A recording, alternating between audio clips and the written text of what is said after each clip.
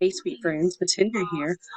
All right, so this week we've been talking about Abraham, Lot, and Isaac, Genesis 13:5 through 17.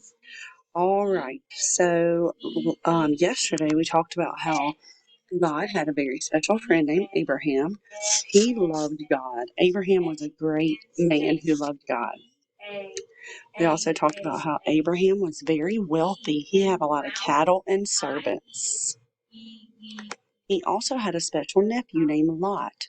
Abraham had a lot of things, but also Lot had a lot of things. He had a lot of animals and servants, and after a while, Abraham and Lot's servants began to fight. Abraham was so sad because he did not want them to fight. Abraham told Lot that they needed to separate.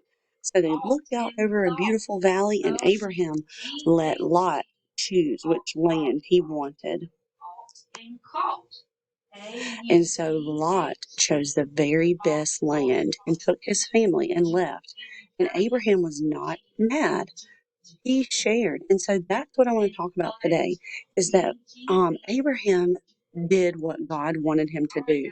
He even let Lot choose the best first. He let him go first when it was not um, actually something fun. And so Lot chose the very best, and Abraham was okay with that. He shared with him. And so that showed that Abraham had a big, huge heart for God.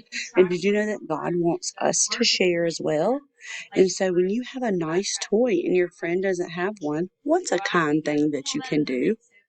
Share. That's right. And so when we share, we make God so happy. All right, so I want to talk to you about one more thing. One day, God gave Abraham a promise. He was going to give him a son because up until this point, Abraham had not had any children. The only person that he thought of as a son was Lot, and now Lot was gone. And so God made a promise to Abraham that he was going to give him a son, and that through that son, he would make his family so huge. And so Abraham was excited. Bye, guys.